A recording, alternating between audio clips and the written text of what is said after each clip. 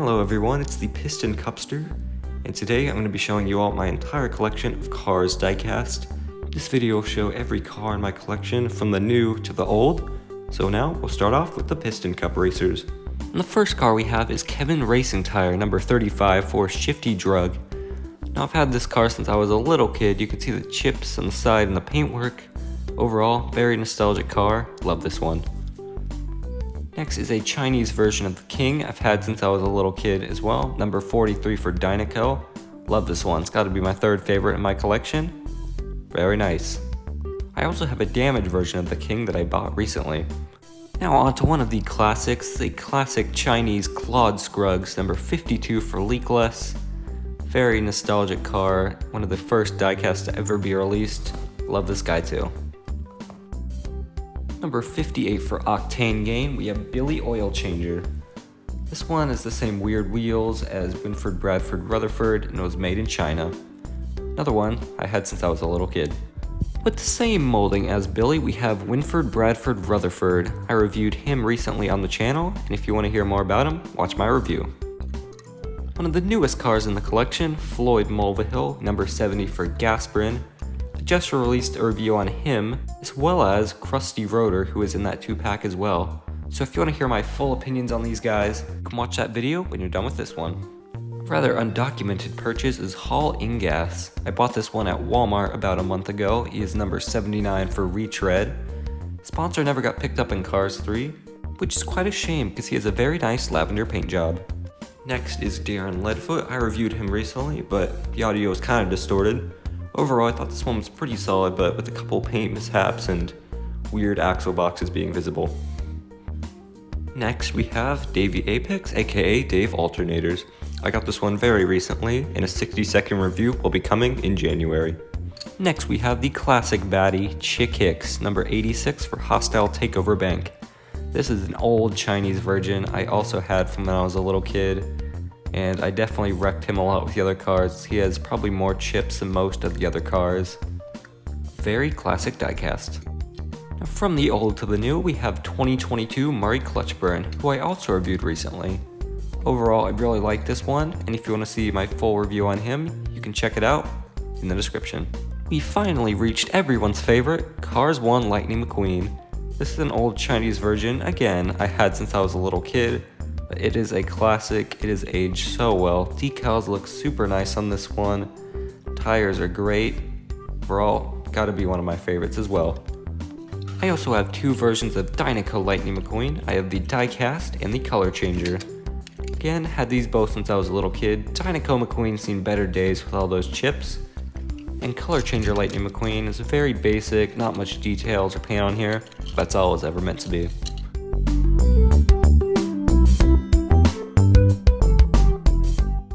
Finishing up the Cars 1 racers, we have Dale Earnhardt Jr. I got this one as a Christmas present after I was already done filming. I really like this one. I'm glad I have the version that isn't just the same mold as Darren Leadfoot, and this is the unique mold.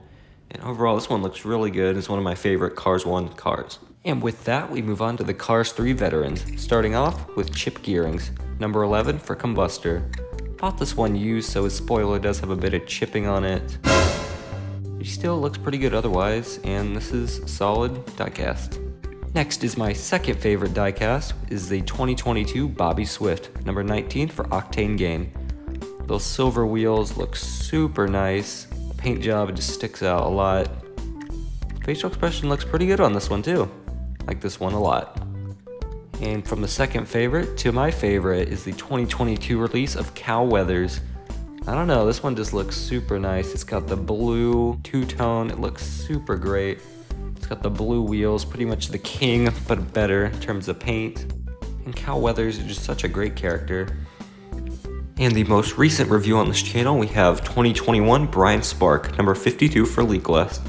If you want to hear my full thoughts on this one, check out that 60-second review. Tommy Highbanks is next, and I gotta say, this one is really solid too. He's got the same molding as Brick Yardley. He's got a bit of chipping though, as well as some pen where someone tried to draw on him. And those black wheels look really nice in this one. Full wheel drive. This is a big improvement over Johnny Blamer. Really solid. On to the last Cars 3 veteran as of now, we have Murray Clutchburn. This is the 2022 version I reviewed recently in a 60-second review. If you want to hear more about him, check out that video, will also be in the description. And I also have a Chinese version of Murray, who is the most beat up car in the collection. His back wheels don't really work, he's got a ton of chipping. I have a soft spot for this one. Barely making it into this video, we have Cars 3 Todd Marcus. Now this is not official Mattel, this is a knockoff from China, but I do not really care, as Todd Marcus' Cars 3 livery is my favorite car ever, so I'm really glad to have this one, even if it is a fake. The first of the next gen racers is of course Jackson Storm number 24 Igniter. This is my first review on the channel. Overall, I felt this one should have been a bit more black instead of gray, but overall decent. Next is Ryan Inside Laney, number 21 for Blinker. I bought this one in a 2-pack with Herb Kerbler. Overall, this is a pretty good next gen. The orange looks really good on this one, and I like the blue that goes with it. Chase Racelot is next. This was also on my first video. Overall, I thought the matte on this one was really good, but that plastic spoiler is oh so annoying. The final member of the first trio on the channel, we have Cam Spinner number 31 for Triple Dent. The silver rims and blue paint job looks really nice, but other than that, I don't have much else to add. Using the same mold as Cam, here we have my favorite of the next gen so far. This is Herb Kerbler, number 54 for Faux Wheel Drive. I think the detailing on the side is probably the best of any of the next gens, and the green looks really clean as well.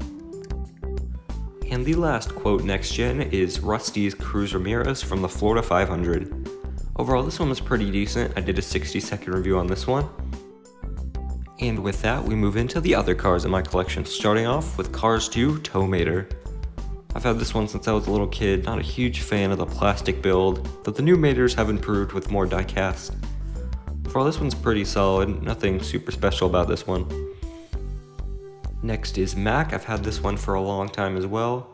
The decals on the side, mostly the back, have a bit of ripping from when I was playing with them as a little kid. Overall, I really like this one, it's pretty good. Another Cars 1 character, we have a 2009 lenticular release of Doc. Overall, I like this model, but I don't really like those eyes, and I would like to get a Fabulous Hudson Hornet from the new case. Following Doc is a Chinese Charlie Checker. He is the Piston Cup pace car from Cars 1. I like the unique rims he has compared to the other cars. His paint job's pretty simple, but it's effective. Now we have 2 HDB pitties and 1 Rusty's pitty. I have no idea when I got these when I was a little kid, I just know they are very chipped, and these will definitely have a place on my new layout of the Motor Speedway of the South coming up next year. The second and final lenticular car in my collection is the helicopter for Racing Sports Network. Not much to say about this one will also find a place on that layout. Now we have the biggest Chad, Tex Dynaco. Its hood ornament is a little bent, I could not get it back into place. Overall, this one is super solid and is aged really well with that nice gold paint, and the cowhide is the roof. Looks really nice. Now we have Patty. She is the assistant for Mario Andretti. I had no idea who this was when I was going through my old cars, so I actually had to look this one up on Google. The second color changer in my collection, we have Finn McMissile. He is normally gray, but is turned brown with the winter weather, I presume. For all, this one's plastic as well, pretty basic, with a bit of damage. The last car in the collection, we have Francesco Bernoulli. This is an old one and is basically all plastic, though the wheels look really nice. Not a huge fan of the all plastic cars. This one's pretty solid, love Francesco. Good one to end this on. And that is the completed collection as of now. I hope to get some of the cars next year that I have not gotten yet, such as Lee Revkins and Paul Conrev. And I would like to thank you all for this first bit on YouTube. I will keep making videos next year. I have a few videos in the works, such as some hunts, some custom models. It's going to be really good. And if you made it to this point, then you clearly like me, so please subscribe, like, maybe even leave a comment of which car was your favorite. So let's checking out my Instagram. There will be early updates on there, as well as announcements on videos. And with that, I'd like to thank you all for watching, and have a happy new year. I'll see you next time.